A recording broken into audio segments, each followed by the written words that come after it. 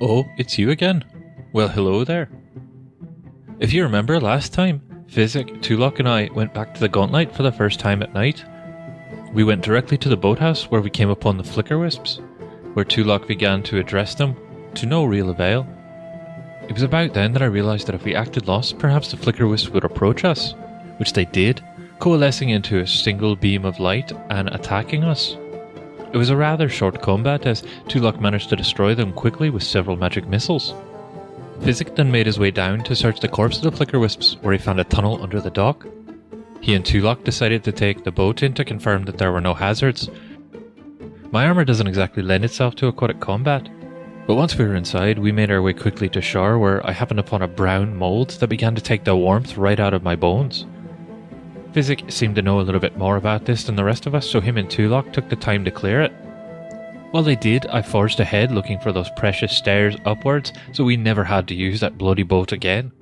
I made my way around a corner and I stumbled into a room where I found a pile of bones beginning to move and shudder. I immediately slammed the door and waited for Tulok and Physic to catch up, and when they did, we gave ourselves a touch of healing before opening the door.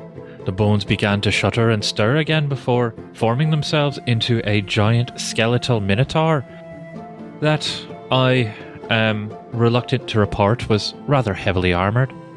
And that's where we're going to pick up the story today.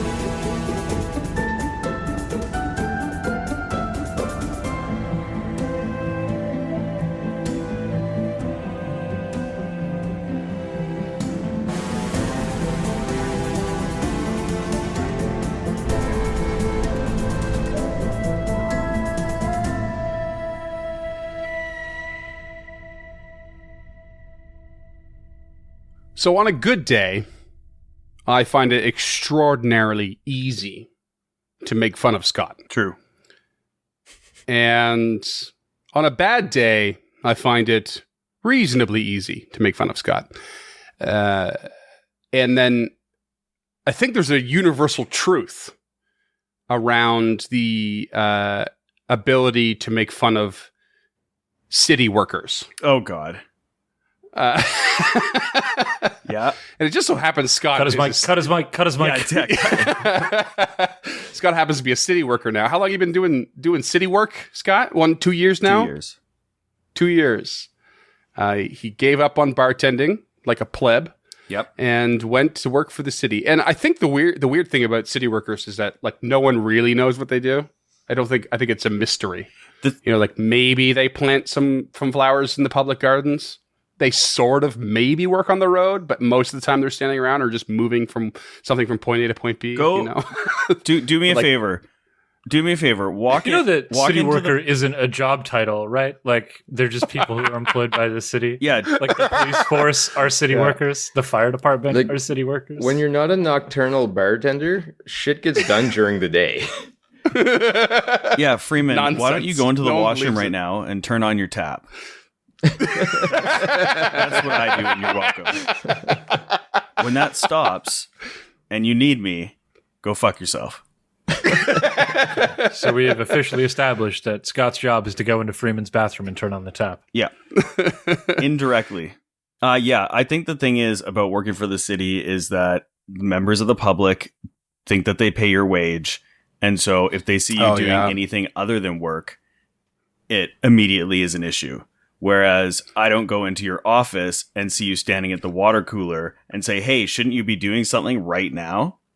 It's a bit strange too. Like there is a certain sentiment like that in hospitality, where because we live in a tipping culture.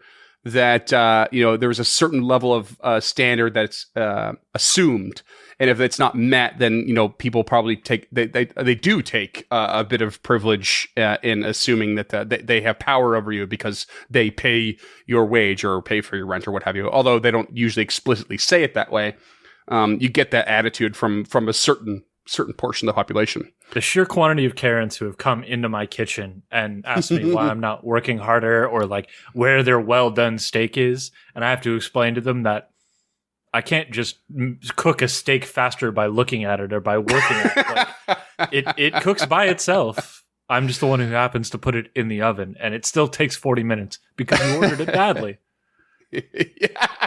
A very recent story, a fairly recent story, I should say, that I heard from James was about a fellow who walked by the open kitchen, I think it's been established so far on the pod that James is a chef by trade, or was a chef by trade. Yeah.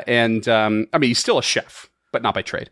And and this person called into the kitchen very jovially and thinking they were funny and clever and gonna get a big cheery laugh, and said, "Make it good," to James, much to their eventual chagrin. If the listeners can't see this right now, but James is totally laughing his ass off right now. He's shaking his head. He's shaking his head. Here's a swift piece of advice for everybody out there: don't talk to your cooks, unless they engage you. That's one of the main tent poles of the server job. Interact with them. Yeah. Don't interact. If you think it's funny, if you think you're clever, you're not. But don't interact with your cooks. Interact with the servers. We're not people. We chose to be behind the scenes, to not interact with the public because we don't care for it, and we don't care for you and your comments. I think one of the best sort of analogies I was ever given was by a sous chef of James, Kevin. And he said, you got to remember that a chef, a really good chef, a chef that is in it, to win it, to really make extraordinary food. They are the equivalent of a socially anxious or inept nerd. But their nerd just happens to be food amongst their list of nerd things. They are really, really intense about it, and they are not there to talk to you about it. They are there to get it done and get it done properly. Yeah, and most chefs I've ever met, or even cooks, are introverts, hardcore introverts. Yeah. It's like walking into an artist workspace and just being like, "Make your art better." Genuinely, that's genuinely, and of course we're not talking about not to disparage line cooks or any workers in the trade or any trade, but a chef is a chef and a cook is a cook. They are very different things. So if you're in a place that's properly chefing, and you're gonna treat them like a casual line cook that's there to flip burgers, oh boy. Not so much. Well, don't treat anybody like that. Well, true. Yeah, don't treat anyone like that. That'd be absolutely true. Yeah. In case there's any snobbery being perceived from this conversation as well by anyone listening, all of us collectively have worked in various styles of restaurants for years upon years. So, there is a slight amount of snobbery. If you're in a nice place, don't treat someone like that. If in case they're a burger flipper, James made a good point. Don't treat anyone like that. And it's a good thing to say to really cap on top of this conversation. But seriously, there are so many do's and don'ts that are unspoken in hospitality. And this is just one of them. Just leave people alone unless they engage you first. Yeah, it's like that. I was going to say, let me lean on my shovel in peace, all right? Right. Well, anybody that's in any kind of service industry, be it restaurants or be it retail or whatever, you just know what it's like to have to deal with people all day, every day. And the lack of respect that can go across the board. I think we could even get more general than that. It doesn't matter what industry you're in. Unless you're a fucking expert, don't criticize. I'm not going to go into my fucking accountant's office and be like, hey, do my taxes better because I'd be fucking doing them myself. I'm not going to walk up to my mechanic and be like, hey, you put a lug nut on backwards, because I should just be doing it my fucking self if I'm going to do it. I'm paying somebody else to do it, so I don't have to do it. They're doing me a service. Don't be and even then, people. And even then, if you are an expert in that field, you should have a modicum of respect for someone doing it in the middle of their process too, right? Like, don't like give them the benefit of the doubt. I've seen too many examples as well of like people walking and going like, well, I know I've done this, therefore you should do it as well. And you're like, no, that's not how this works. Clearly you've worked, a year in this industry and decided you're an expert on it. And that was 15 years ago. Like, it's just not how it works. Like any industry, it evolves and changes and that sort of thing. Well, apropos of nothing, I've been podcasting for a long time, and I got a lot of things to say here. I was about to say, speaking of industries, like somebody to do something, Duncan not shit on them. Duncan is a biomedical technician. That's a made-up job. Let's be honest. Nobody knows what that means or what it does. I didn't know. And I think it's why he's playing Physic, because he's pretending to be a biomedical, but not actually executing it. Yeah, you in some fashion. Hopefully, he's better at that than he is at healing. Honestly, yeah. That's what I mean. If Physic had set foot inside of an actual medical care facility, he would be promptly shown the door. But yeah, I think there'd also be a couple of lawsuits, malpractice being one of them. Yeah. I mean, he wasn't licensed to begin with, so that's on the hiring managers. But you just reminded me of. Has anyone here watched Scrubs? Yeah, it's actually a super accurate kind of like depiction of what it's like to work in a hospital. Is it? Okay. Well, from the medical aspect, yeah, it is. Like, it's, is it? No kidding, yeah. Yeah, from the actual weight, like without if you take all the jokes away and all the melodrama, the actual procedural aspects of what it's like for doctors and nurses and those other people is pretty accurate. Yeah, no kidding. Sidney McElroy's on the record of saying it's the only accurate TV show. You just reminded me of it because of the janitor, who was never named in the show. He's literally just called the janitor, credited as the janitor the whole time. And he has a bit through one of the seasons where he pretends to be a doctor, but he just changes. He has a doctor name or a pseudonym, Dr. Jan Itor. Nice. It's one of my favorite jokes in the show. I like when he fantasizes about Dr. Acula. Forgot about that. Well, we're all going to be needing doctors after this, aren't we? I hope. Speaking of the undead, oh, he came in with a hot segue. Hopefully, Physic can keep you all alive as you encounter and fight against the culmination of bones building into this massive form right in front of you. Jesus Christ. I 100% thought you were going to say, as you encounter this. Me too. I was going to say it. Oh, no. Funny you should mention you encounter this. Available in all your major podcaster apps. Don't forget to follow them on their social medias. What no, social you medias? can forget to follow us in the social media. Just hop into our Discord. We don't have a wizard like Scott. All right, we're getting into combat right away. We're starting this session hot. Is it pure bones, or is there like sinew and meat in there It's too? still building, which is a very important piece of this situation. It is still grouping together in front of your eyes. Physic, what's your initiative? Physic's got a 22. 22, Nice. all right. Lady Gilda? Oh, fuck. Gilda got an 8, but I'm going to use a hero point if you'll allow me to reroll my initiative. Ooh. Yeah, for sure. Get in there, Gilda. That is much better with a 20. Oh, yeah. Nice. There she is. I want to start Much this better. combat fucking hot. Tulak. 14. 14. Not great. Could be worse. Start of the order. Physic. Yet again, you're up.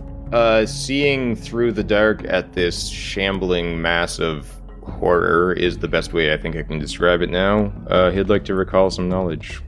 Sure. Still not fully formed. but you have it seems to have picked up a long bladed weapon, horns attached to its head, armor attaching to the skeleton, and you can roll me a religion, or sorry, I guess I'll roll it, religion or a lore of some kind, if you have a preference. I doubt this guy plays much history into the town of Oteri, which is my only lore. Yeah, you're not wrong. Well, I was kind of hoping you were like, oh yeah, he used to be the mayor. He was... Mayor McMinotaur. Hey, it's always worth a plug, just in case. I'll take the religion. You have no idea what this creature is. Certainly, the first time you've seen a massive skeletal something or other. Yeah, he probably wouldn't have come down here if he had seen one before now. Ignorance is bliss up until you are not anymore. Well, up until you get hit in the face by a minotaur. And then, well, I can't really fire through these two people because that would be a lot of cover, would it not? You can. Yeah, it's going to be. Guild has got her shield up, so it will be standard cover +2 to its AC. Okay. But it's a big creature too, so something to keep in mind for anyone who is, it's a sort of loosely static rule. So a larger creature tends to have a lower AC because they're easier to hit because they take up more space. So just bear that in mind. But yeah, it will get a +2 based on your position. You're back of the line right now, in a very narrow space. Yeah, for his second and third actions, he's just going to draw and reload his crossbow. Okay. And end his turn. Draw, reload. And shaking his boots a little bit because that thing is intimidating. Free action, shaken boots. Gilda, first action is going to raise that shield to keep it up. Second action, she gonna punch with her brand new striking +1 hand wraps of mighty blows. Oh yeah, with the all new rune on it. That is a critical fail for a 9 to hit. No. Yeah, that's not gonna do it. Fuck. Okay, it's agile. I'm gonna do it again with a -4. Okay. Fuck, this is not how I thought this was gonna go. That is a 9 on the die. Sorry, that is a 5 on the die for a total of 9. So, fuckity fuck. A 9 and a 9 back to back, no dice. But your shield's up, at least. Yep. 2 luck. What do you got? Tulok is going to raise this wand, and much like the magic missiles coming out of his hands, he will unleash the magic missiles at this creature. Okay, so the magic missile is one of those dynamic spells, right? Where you can cast it at 1, 2, or 3, or just 2 and 3. 1, 2, or 3. Okay, it's going to cost you an action to pull it out, so you can really only do it at 2 actions. I had it in my hand already. Since when? Since last app. Did he say that? I don't remember. Check 100%. notes, bud. Play back the tape. Fine. Yeah. I mean, If only we had a report. hold the phone. I'm gonna play back the tape. Yeah, no, okay, fine, whatever. If you say so. But if I find in editing it's not the case, you'll lose a hero. Done. All right, go for it. All right, so using the Wand of Magic Missile, 5 points of damage, 3 points of damage, and 4 for a total of 12 points of damage there. And that expends the wand for the day. Hot damn. Okay, couple of big hits. Did that affect it at all as it's like getting... You said it was still coalescing, correct? Yeah, it was still building up, and Does it continue to do so? it does continue to do so. But you're bashing it with these magic missiles, and you knock a few bones away as they're forming. And we go to round 2. Physic. I'd like to attempt another recall knowledge on it. Sure. Yeah. Again, DC's gone up, but by all means. Yep. Is that your roll, though? It is. We're going religion again. Oh, look at that. I can't. It's a secret roll. This is what's known as a skeletal giant, which is quite accurate. Why in do they its call name. it that? It does fully form at this point into essentially a big minotaur with a glaive in its hands. They're pretty straightforward as far as undead creatures go. They are mindless. It is a large creature. Necromancy is at the root of this, What else would you like to know? I'll give you one vital piece of information on this creature. Anybody got anything they need to know, or should it be dealer's How choice? much HP does it have? Yeah, HP is a good one. Sorry, Duncan. James threw that there because he knows I can't give that sort of information. Yeah, no. That's too specific. What was its mother's maiden name so we can hack it later? I mean, let's go dealer's choice. Dealer's choice. Okay. Do you want offense or defense? Defense. It is resistant to cold, electricity, fire, piercing, and slashing. All the fun stuff. Okay. All right, what else you got there, Physic? Okay, second action. Physic is going to use Quick Alchemy to use one of his infused reagents and build, for the first time, a Ghost Charge. Which, Okay. seeing this big spooky undead thing in front of me, this would be perfect. It only hurts ghosts. I can't hurt my party members, I don't think, unless I got ghosts holding out on me in the party. All right, does it only hurt ghosts as in incorporeal or just undead? Undead. Yeah, point of order, this is a skeleton. Yes. It's not incorporeal. It's an important difference. Mechanic. I don't want to paint all the previously living with a broad brush, so sometimes I call it. Fair enough. Regardless, given that general disrespect towards the undead, Physic is going to throw this Ghost Charge for a 13 to hit. Yeah, not gonna strike true. Okay, I believe 1 positive splash damage. Okay. So at least got another single point in there. I'm 2 for 2 so far. I hear you, man. I rolled 2 9s in a row. One was a critical fail. Yeah. So that was the recall knowledge. That was a build a bomb. That was a throw a disappointing bomb. God damn it! The Ghostbusters movies all over again. That's my turn. Okay. Lady Gilda. I hate to be the one who says it, but I really like the last Ghostbusters movie. The newest one. The last one. First Cut the one, mic. action, raise a shield. The one nobody likes. First action will be to get that shield up, because when this thing hits, I feel like it's gonna hit fucking hard. Second action, she's going to attempt to hit it, and hopefully not crit fail with her +1 striking hand wraps of mighty blows. He says with full That is a confidence. 17. He says with more confidence. That'll hit. Nice. Oh, thank Christ. This Oh, is the hell first yeah. time she's hit shit with it. That is 2d6 plus 3 damage for a total of 14 Ooh. bludgeoning. She just punches this thing in its femur. Oh, right in the femur. Brutal. Okay, big hit. Awesome. Anything else? Yes. Her last action, she's going to cast Lay on Hands, Fuck yeah. which will require a fortitude save from you. A basic fortitude save. And you will take 1d6 positive damage. Okay, and this is gonna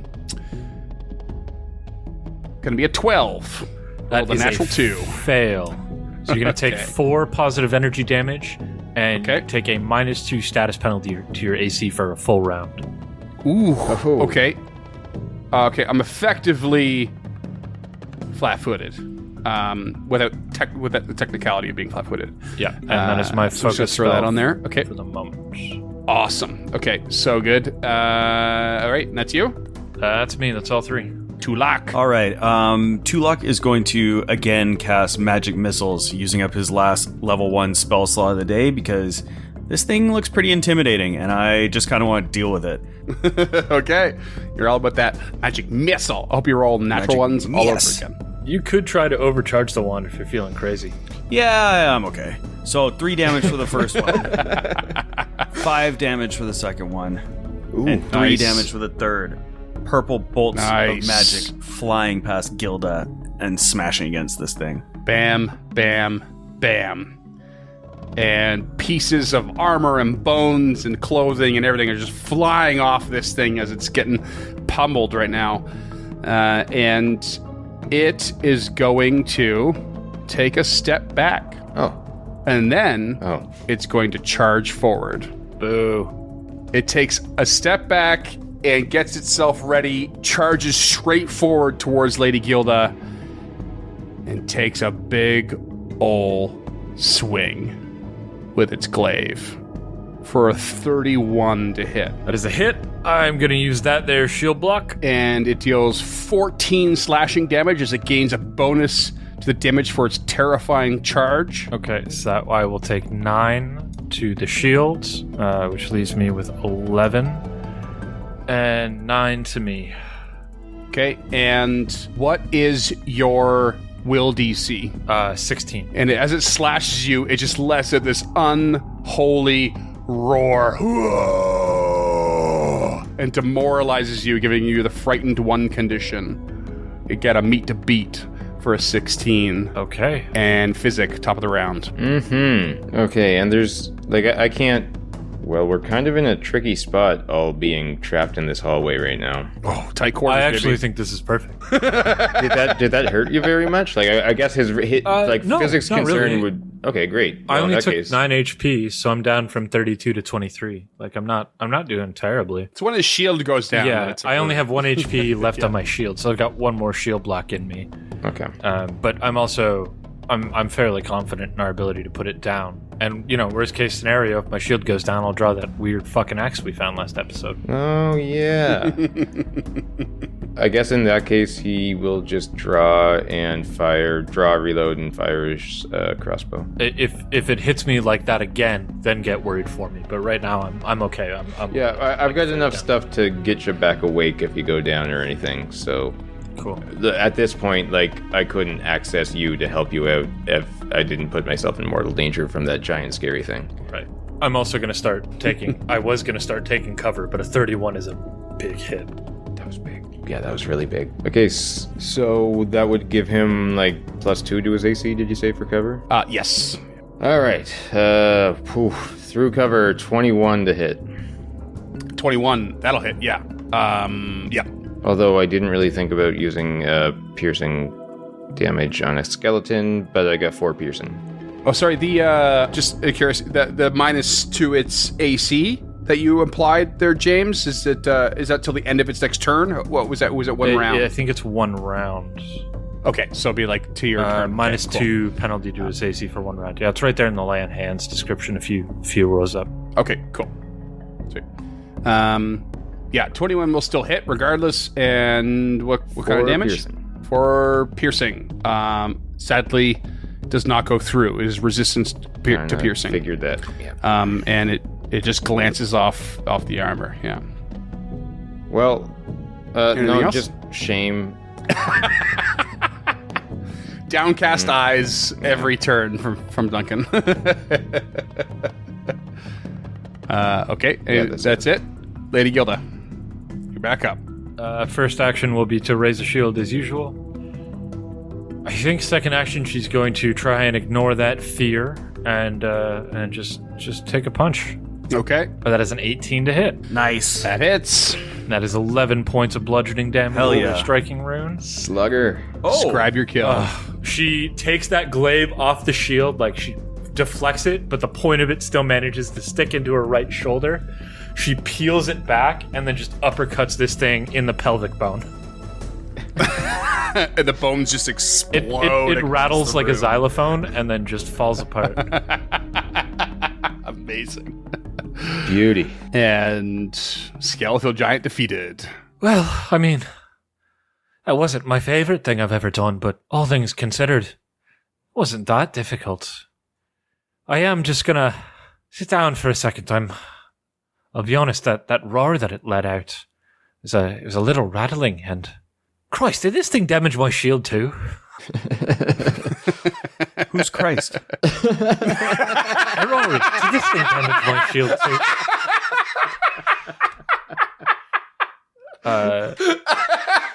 So she will take 10 minutes and attempt to repair Oh my her God. shield. If you didn't more max on the hero points, I'd give you one right now. We did move through that quite quickly, but I'm tapped out for my power for the day. At least my strong spells. All right. She fails the repair check. You don't happen to have mending, do you there, Tulok? I would come in real handy, I think, based on what we've been going through here. Or Physic, do you want to give it a try while I bandage up my shoulder here? It's not the type of magic that I seem to have acquired. It is more useful and less dark than what I have. And god damn, does he ever not want to roll this, but Physic will poke his head in the door and be like, oh, god damn it. Oh, there we go, a 24. Yeah. I think that's 10 That's back, a little- which is great. It puts my shield back up to A maximum. little repair action. And if we wait 10 minutes, I'm back up to full health. Oh, fuck, I forgot I don't have to crit fail you on medicine checks so often anymore. Aeon, Stone, F2W. Tulok is going to search the room and the corpse while Gilda is trying to recharge her health points. There's nothing really in the room, but the corpse does have a glaive and a half plate armor. That sounds heavy. Yeah, the half plate's worth 18 gold. Maybe something for on the way out. Yeah, Gilda might be able to use it. Yeah, that's the other thing. Only downside is right now, as much as we have a little party loot thing, we got to be careful about bulk. Who's carrying how much? That is true. I'm carrying nothing right now, though, so that's kind of nice. Tulok is going to stand at the door on the other side and would like to listen. Listening, you hear nothing. Will also cast Detect Magic. Is that half plate sized? Is there sizing in 2E? I'm sure there is to some degree, but it was pretty cobbled together for this instance, so it's definitely you could definitely fit Just it. wind up looking like a World of Warcraft character. Right. Yeah, exactly. Just auto Just have resizes. these massive Okay. pauldrons on your shoulders kind of thing. I will. Is half plate a better armor for you? I think it is. It will give me a +1 to my AC bonus, but it's not as flexible, which I don't care for. So my Dex modifier caps a +1, which is actually what my Dex is. So this could this could do really well for me. Yeah. So sweet. in that time they're waiting and Physic repairs her shield, she's going to A, refocus, so take the 10 minutes to refocus. And then B, I guess she's going to doff her chainmail in 1 minute and then and then don the half plate, which is heavy armor, which is 5 minutes, which she'll do in 2.5 minutes. So that Cool. makes my base AC 20 instead of 19. Nice. That's awesome. Yeah, that works out pretty well. Tiny little upgrade that literally just +1 to anything makes a huge difference in this game. So that's awesome. It really hardcore ups my check. So my speed penalty is now -10 and my check penalty is -5, but I don't really care. I mean, we've been avoiding notice behind you into every room anyways, so I think we can just kind of go at a leisurely pace. Yeah. So that with my shield raise, that'll make my AC 22, and with my if I take cover behind it, 24, which is pretty huge. Awesome. Well, what's 6 bulk? Get out of here. What? Is that the half plate? Yeah, Are you encumbered? I am encumbered, yeah. So we're going to leave the glaive, that's for sure, because that's 4 bulk. Okay.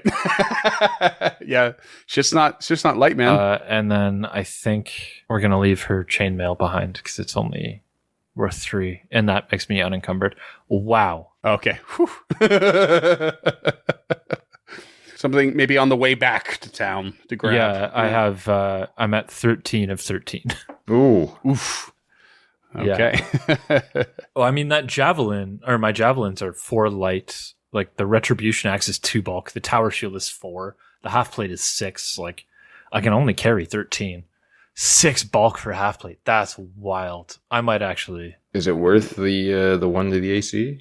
Probably. Well, as soon as you equip it, it's less. It's just carrying it, right? Having it in your inventory is different than wearing it. Yeah, that's true. Yeah, so we'll leave the chainmail. So the behind. retribution axe right now in your inventory is adding a lot. It's adding 2 full bulk, but if you carry it, it's less. How would I? But you're using your fist, Right. Yeah. But she's using her fist, and she always will. So. Yeah.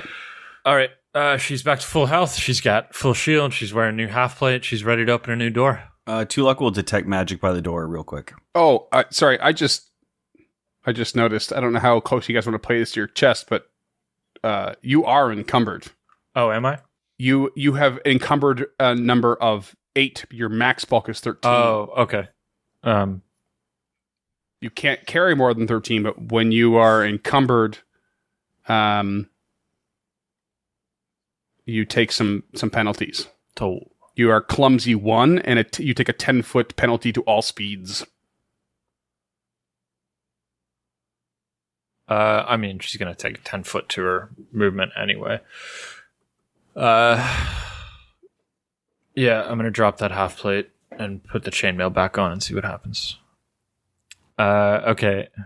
So I'm at 9 of 8. Yeah, if you want to take the Retribution Axe now, then I won't be encumbered anymore. Sure. Okay. Oh, while she's changing, can I take another shot at this unusual liquid in my inventory? Oh, yeah. Oh, and the Sure. compass. Can we do that again? Yeah, but the DC is still rising because it's... Yeah, quite no, that's why recently, we're so it's- stemming the tide, Yeah. because it's rising. That's Oh, boy. We can wait on that then. Oh, God.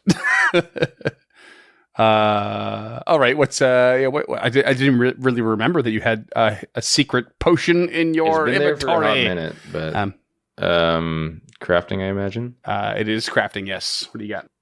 Physic, looking at that unknown liquid, rolls a 21 on crafting. Yeah. You know that it is a dark vision Ooh. elixir. Anybody Nice. else want that? Because Yeah. I don't need it. It'll grant dark vision for 10 minutes. So this is like pretty important, I would say, for a situation in which you want no light to give you away. In which case you don't want... But you do have two party members that are not non-dark vision. So it's like, James can take but it. one of us is capable of stealth. The other one is me. yeah.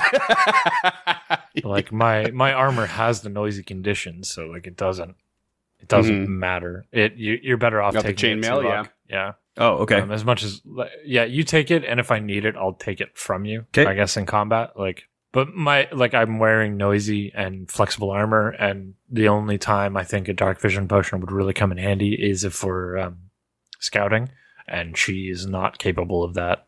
Okay. I'll take it then.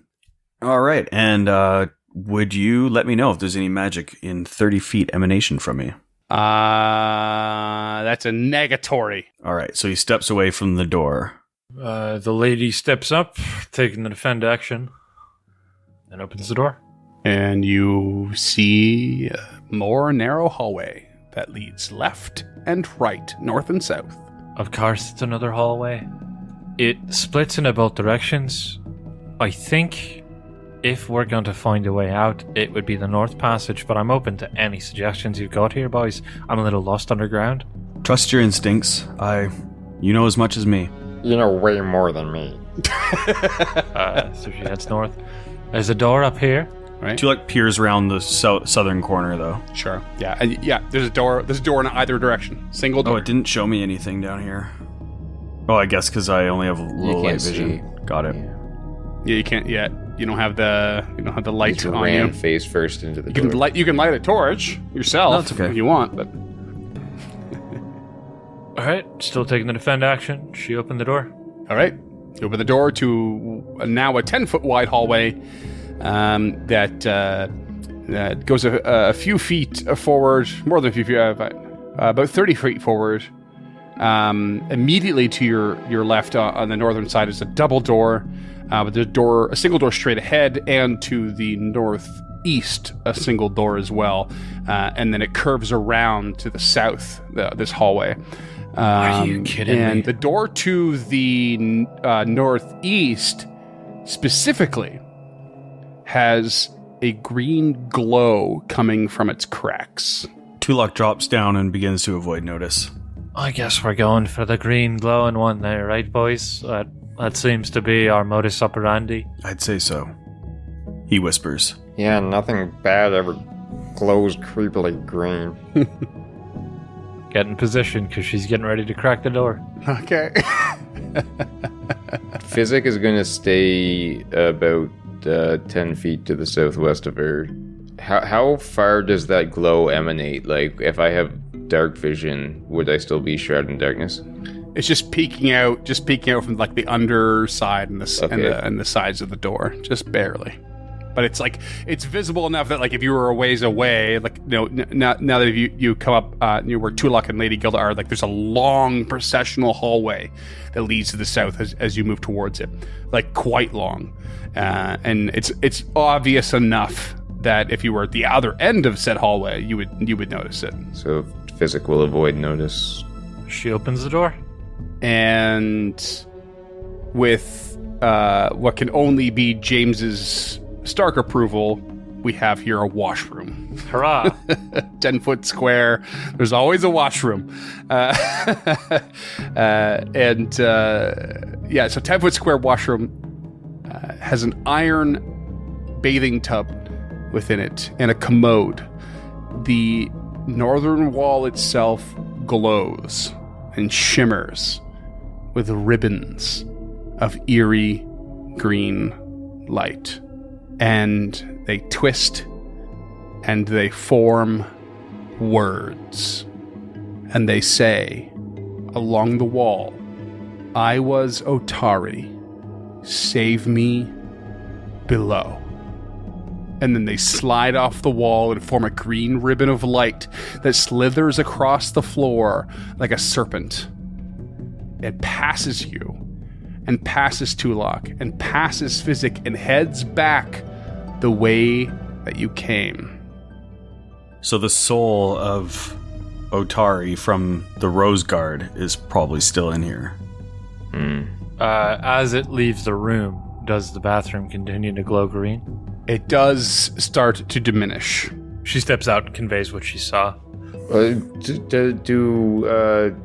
Tulok and Physic see the apparition as it is, kind of like leave? Yeah.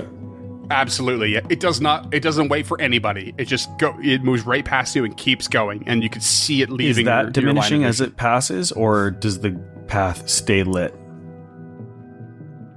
No, it's diminishing. It's leaving without you. Should we follow? I still think our best course of action is to find a way up.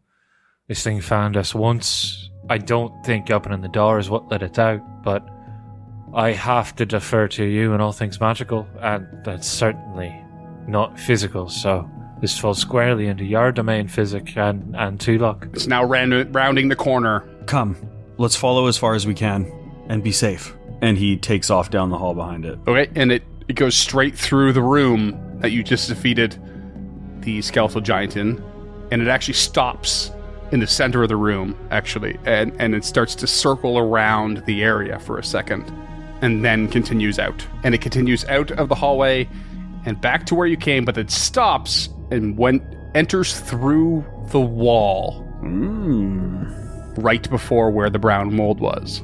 Tulok would like to search the wall. You take a very specific look, and you don't really see anything. But Lady Gilda spots a secret entrance. You know, boys, I think I hate this place. Well, that makes two of us. And said secret entrance, of course, leads even further down, similar to the two stairways you found in Volok's workshop in that northern island. You know I respect you to no end, but without a way to get out, I cannot rationalize going down further. If we need to rest, if we need a safe space, we need to be able to get back to Otari. As much as I want to save this Otari, we also have to consider the other Otari. As much as I would like to follow this strange magic, I have to agree. At least it led us this far. And it's been how long, Physic, since Otari was trapped down here, if it is in fact Otari? I have no urge to follow that thing. Let's not go down any further until we know what we're dealing with here. Yes, we don't want to get trapped in between. Anytime something points to the origin of Belcora or the Rose Guard, just remember, nearly 500 years. So like James's or Lady Gilda are right to suspect that if this even is, like, who the fuck knows? Like, totally. Yeah, her point is that it's been territory. 500 years and can wait another week or so. But she doesn't know how long it's been. She's not versed in Otari or the Otari lore, so that's why she asked Physic. Oh, okay. I probably should have given a non-joke answer then. But No. Joke answers. I got you covered. All right, Tulok, which door's next? Let's just continue. It doesn't matter to me which we choose. Do you want to go that way or do you want to go down? Let's go north. Fuck, I don't know. Doesn't matter. All right, she opens this door. Okay, so you're heading back out the way you were going, and you're heading for the southern option. Yes. Yeah. Okay.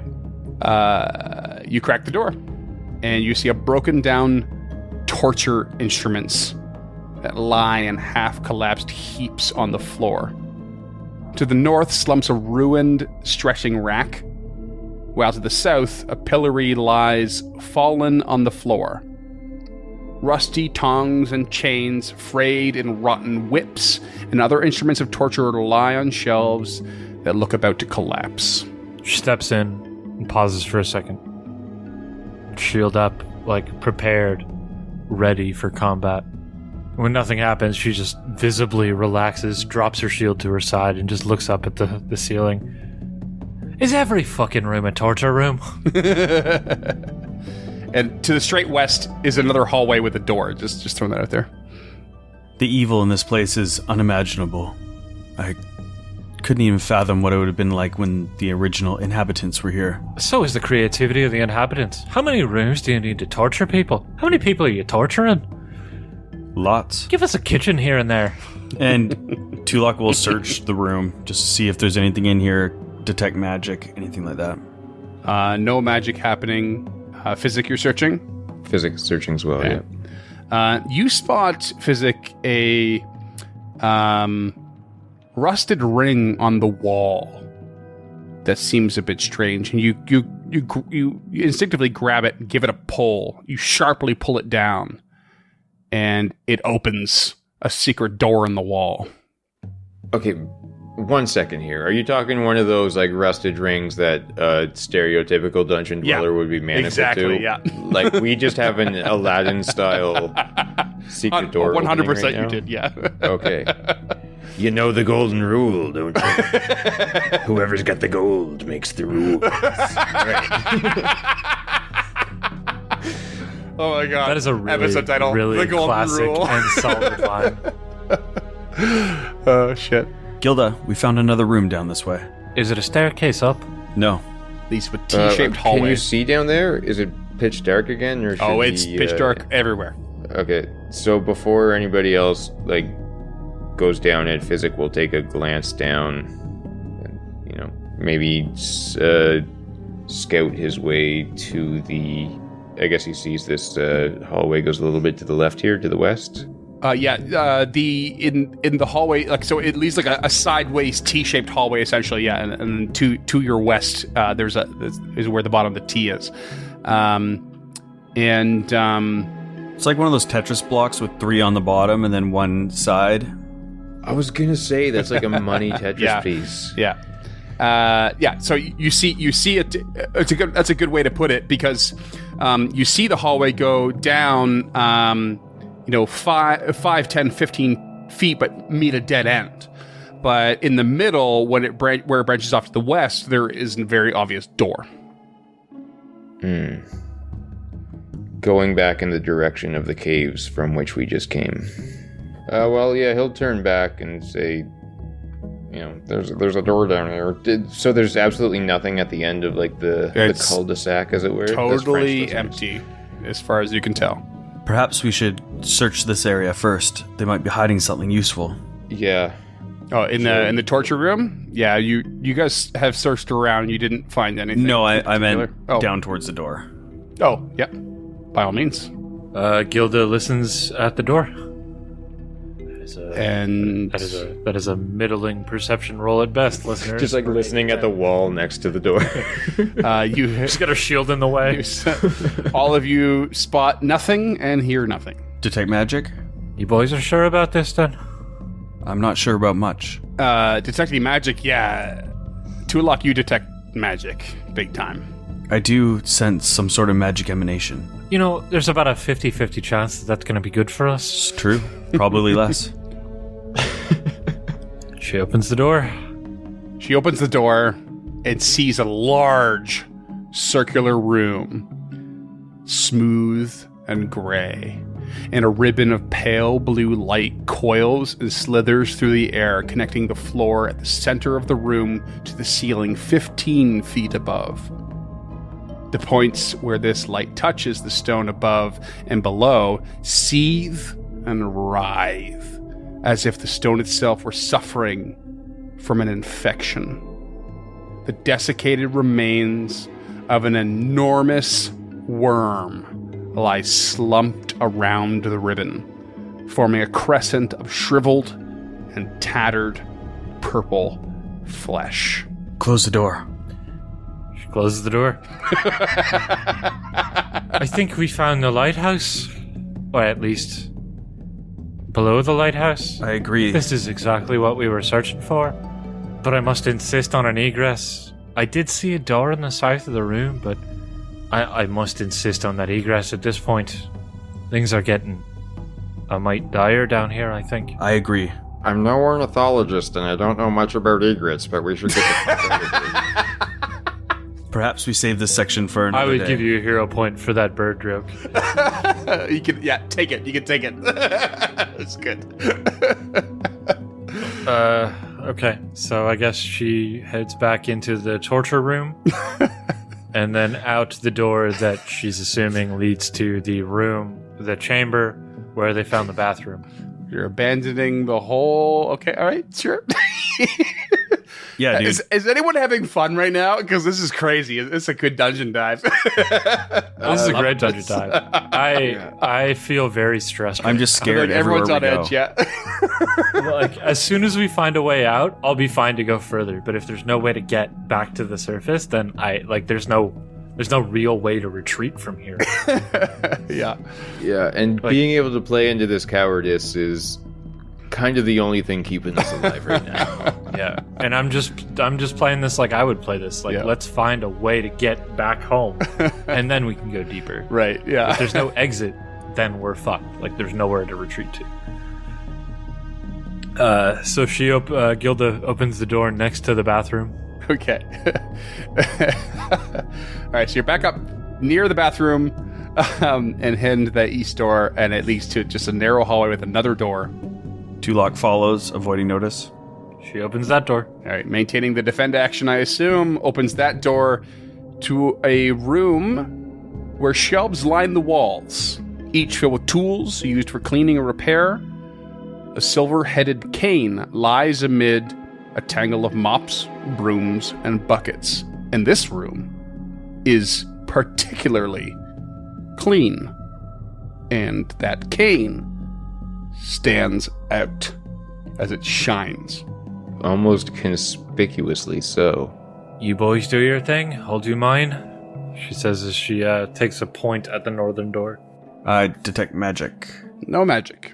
Tulok picks up the cane and notices that it has a handle and withdraws a rapier-like sword from inside the cane. You have found a low-grade silver sword cane. Neat. So low grade just meaning that it's not a high concentration of silver that it's made out of, but it is still a silvered weapon. Good against werewolves. Exactly. Yeah. Tulok will put that into his pack. Unless can you use martial weapons? Absolutely not. He would hurt himself more than when he tries to heal. And then, should we search the rest of the room? Is there anything else in here? You do not spot anything. Gilda opens the door to the north. You open the door to the north to find a room with painted walls. Crudely and almost childishly. But Gilda, they stand out to you because they depict a horrific hellscape. Burning mountains, rusting cities, and tormented souls. And standing in front of you, or rather, floating in front of you, is this creature. Ugh. Who quickly turns around, its chubby, fly-bodied self, with these bug eyes and this long tongue hanging out. It's like almost cherubim, except demonic. And it just says, "What do you want? Who are you?" We're just looking for a way to the surface. Can you point us in that direction? Back the way you came, obviously. Right, but is there a staircase to Gauntlight in this particular section of, I guess, Gauntlight? I am not privy to tell you. I have a job. I have a contract, and I must fulfill it. I am the eternal janitor. You're doing a terrific job so far, and we are terribly sorry. Do not about that. patronize me. I don't do a good job because I wish to. I do a good job because I am contracted. Can we get you out of the contract? If you're unhappy in your work, we'd love to help you out. Wouldn't that be lovely? The Mistress Belcora has me cleaning 18 hours a day, 6 hours of which I am compelled to clean all of the nearby rooms, and 3 hours of which I must use my tongue to clean the dusty walls and floors, as it is said in my contract. You can understand why I don't want your patronization. To be honest with you, I wasn't being patronizing. The room we just came from is might near spotless, and if that's a testament to your work, then I apologize for anything we did to make your day harder. There's nothing like being called out on patronizing and then backpedaling. You only worsen your position. Gilda slowly closes the door. He was a mite rude, I think. But in the plus side, we do know for a fact that this Belcora is maybe not alive and well, but at least here. Maybe. Or has an everlasting contract with whatever we think that was. Or he could have been sitting here this whole time cleaning. She still remains powerful, I suppose, even in death.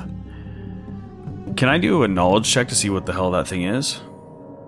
Oh, it turns out it was the reject of Jeff Goldblum in the David Cronenberg movie The Fly. Occult? Religion? Religion. Or James, do you want to do it? And Yeah, I think you get the highest. I will James. join pass. I got a +4, but I'll roll it. Oh, I got a +5. If anyone wants to put their thumb on my head, not pointing any fingers. That's me. Ooh, natural 1. Can't aid physic. Poked me in the eye again, did ya? Yup. And you didn't roll your occult like you normally do. That's true, I was not thinking. I rolled a religion check. Okay. Physic, are you rating? Yeah, I'll aid on religion. Just Or you can do your a own. second. Don't feel like you need to aid me with a +5. I want to diversify here. Yeah, okay, I'll see how this plays out. While he's recovering from the thumb in the eye. How'd we do, Barn? Yeah, Lady Gilda, you know that was at least something devilish and fiendish. Very important buzzwords, but you are unsure exactly what it is. But Physic, you know that is a Zibub. What an onomatopoeic name. And they serve as hell's messengers and spies, generally. Their ability to share what they have seen with others makes them especially useful, not only to other devils, but also to mortals and those who conjure them. So it's very likely this creature has information that it can share with you. Okay. Do I know if they're, like, hostile in general, or they're just kind They're of not like... friendly. You know they're not friendly. They're very deceitful. They're very arrogant creatures. They are not terribly cunning and not terribly confident, but they are not friendly. Okay, so looking none too thrilled about having to deal with Jason Alexander playing Jeff Goldblum. He will turn to the others like, we can't trust this thing, but it might have information that can help us. All right, I think I can do this. She closes her eyes, takes a deep breath in, knowing that she's going to ask a fiend for assistance. Yeah. She cracks the door and attempts to make an impression on this Zibub. Okay. I'm gonna try to aid with this. What do you say? Hey there. My friend here informs me that you might be a denizen of another plane, and we now understand how hard your job really is. Perhaps we could give you an assist with it, maybe mop a room or sweep a wall, or do whatever it is that needs to be done to prevent you from using your tongue to clean the dust off the walls. We really mean you no harm, and we'd love to give you a little help with your tasks. It seems quite unfair for you to be contractually bound to such slave-ish labor. Perhaps as well we could make a deal for some information. All right, roll me your checks. I don't like that laugh, Freeman. Don't do that again. 18. 18 to aid. That is a 4 on the die for an 11.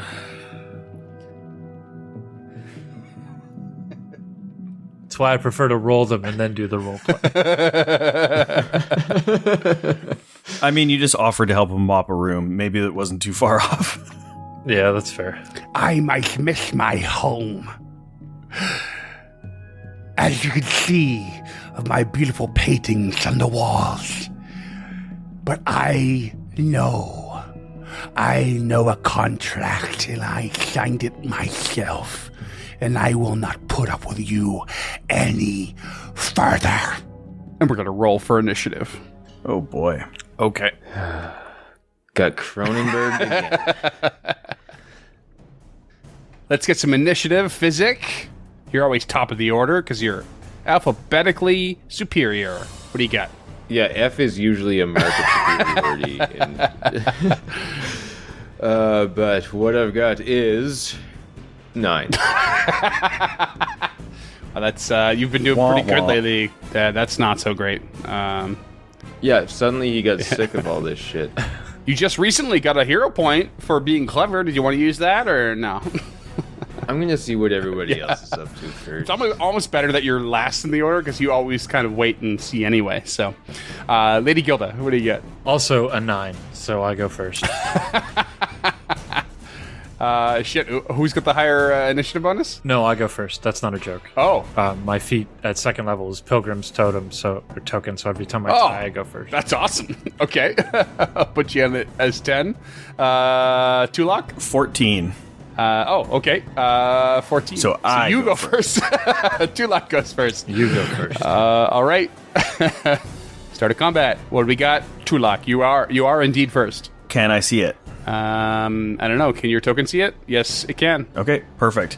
So Tulok looks at its disgusting form Zabub. and reaches out and sends a rock from the wall clattering into it. Now you're just being a bully. Goddamn right. And that is going to be for 25 to hit. Oof. Yep, that hits. Nice. 5 points of damage. Bludgeoning. Atta boy. 5 points of damage. Okay, you got it. Anything else from you? I'm going to do a recall knowledge. Yeah, you are. Okay, rolling religion. And yeah, you don't know. It's beyond you. And that's the end of my turn.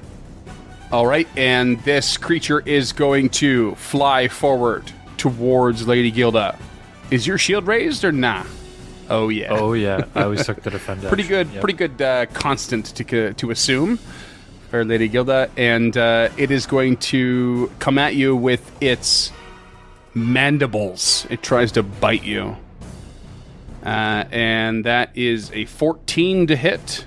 No, sir. She just braces herself against the shield and tries to push this thing away. And it will try a second time, again a 14 to hit. Not having much luck, it is your turn. First action, she will raise that shield again. Smart. Doesn't make sense not to. Second action, she's going to move that raised shield out of the way and take a swing at it. Petty mortals. That is an 18 to hit. Misses. Ducks out of the way with its fly-like diaphanous wings. Yes. You're pathetic. What a dick. Well, that's not great. She will take. Sorry, this is a really immersion-breaking moment. I'm just going to throw it here now, but I forgot to say this. It's speaking to all of you telepathically. Okay. Well, that makes me more confused because I figured the whole lisp aspect was because Right, of the yeah, big tongue. but that's where I got caught up. It's in your minds. Oh, that's so dumb. okay. right. She's going to hit it. Well, attempt to hit it again. Third action. Strike. Map -4. That is a 15 Miss. to hit. So, no. Ducks out of the way again. Physic. What was the recall knowledge on this guy? Religion. Religione. Let's get pious.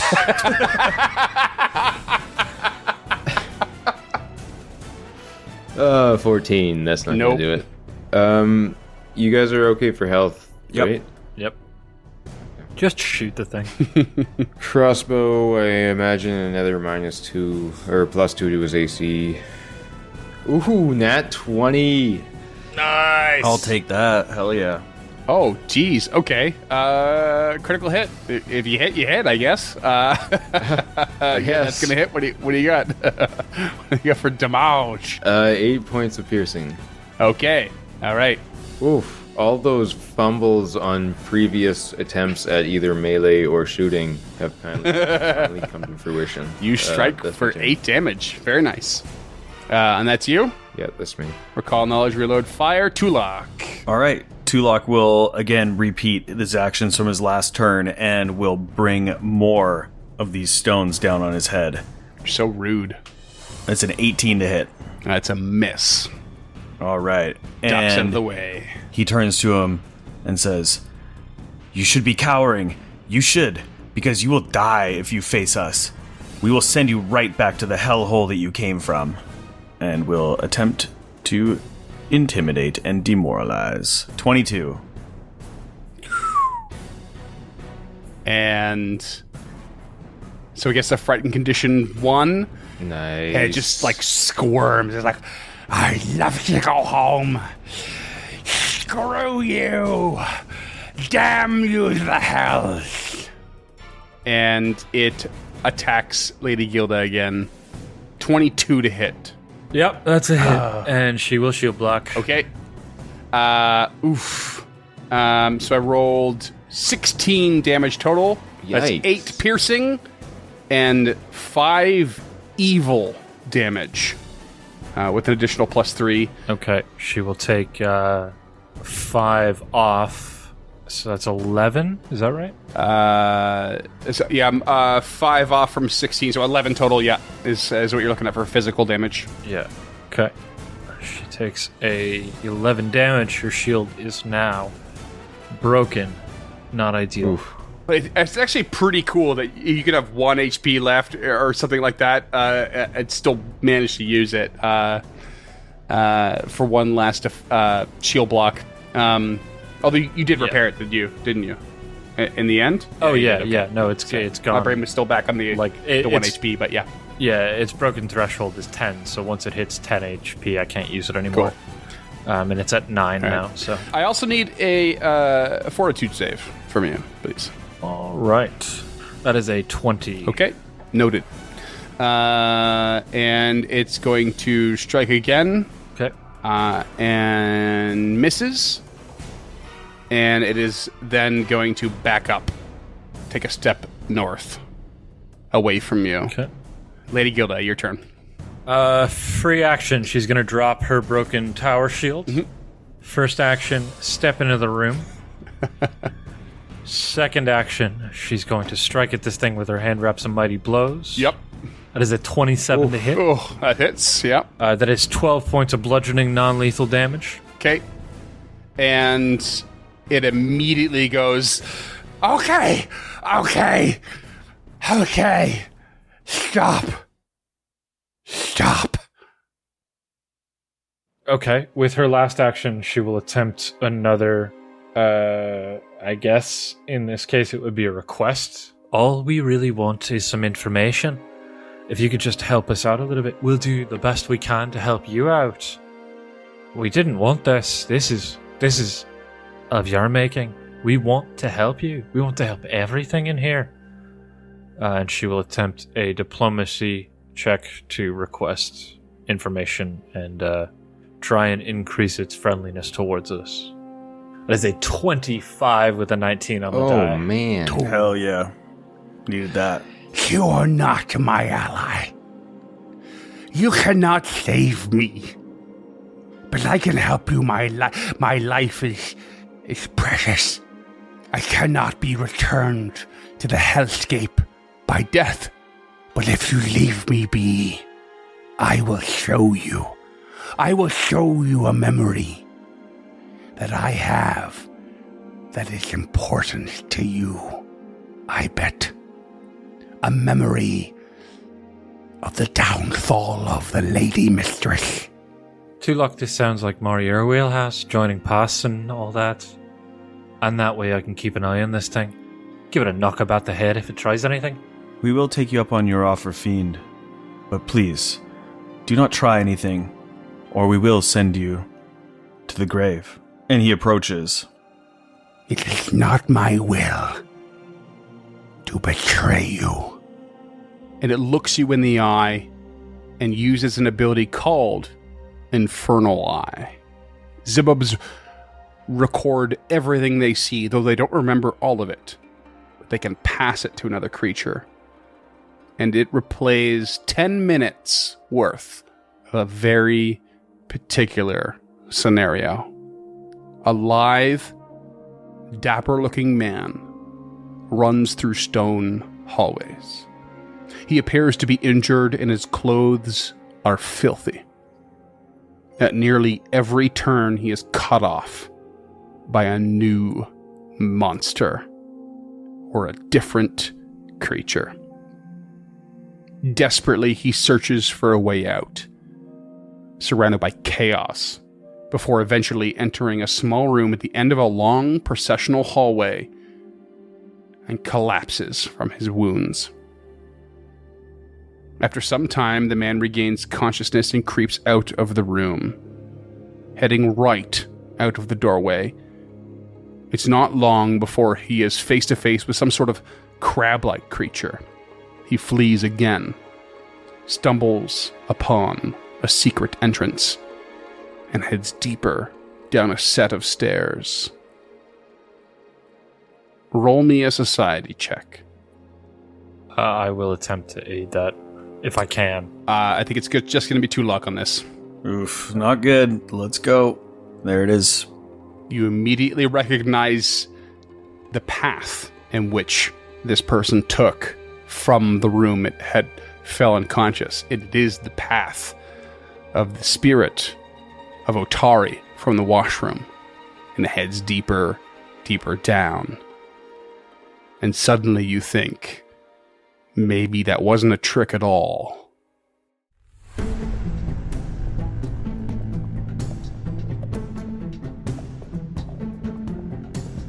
Stemming the Tide is an actual play podcast of the Adventure Path Abomination Vaults and is produced by the Uncharted North Network. Stemming the Tide uses trademarks and/or copyrights owned by Paizo Inc., used under Paizo's community use policy. We are expressly prohibited from charging you to use or access this content. Stemming the Tide is not published, endorsed, or specifically approved by Paizo. For more information about Paizo Inc. and Paizo products, visit paizo.com. Music is composed by Will Savino and artwork by Greyhood. Stemming the Tide is recorded remotely using Foundry Virtual Tabletop. If you wish to connect with us or support this project and projects to come, we can be found at unchartednorth.ca, patreon.com/unchartednorth, and on all major social media platforms. Links to all credits can be found in the episode description and our website. Thanks for tuning in.